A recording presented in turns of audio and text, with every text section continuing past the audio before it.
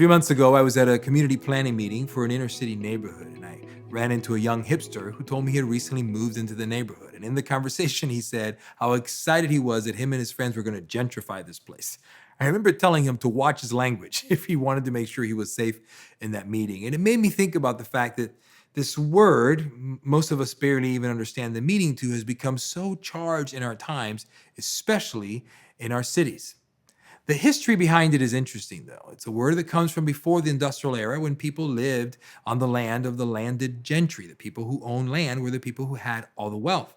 Until cities came along and the Industrial Revolution built large cities and folks moved off the land and the gentry as a class disappeared. The word reemerged to define the resurgence of investment coming back to cities. For the latter part of the last century, cities have been dying, hollowing out at the growth of suburban sprawl.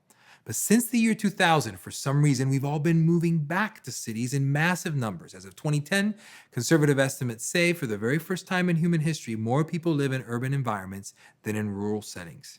Now, this new dynamic that brings back all this investment to inner cities is received as good news for mayors and municipalities that now have a tax base with which to renovate and grow and expand the city that's often been dilapidated because of lack of investment.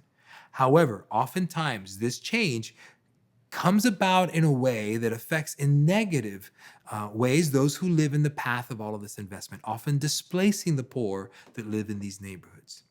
The challenge for us is to find ways in which communities can be transformed, both from the bottom up, with residents coming together for the sake of their neighborhood, and from the top down, with corporations and municipalities, yes, bringing about the investments that are needed to bring about good change, but in partnership with the citizens that live in its path. This is what some call gentrification with justice.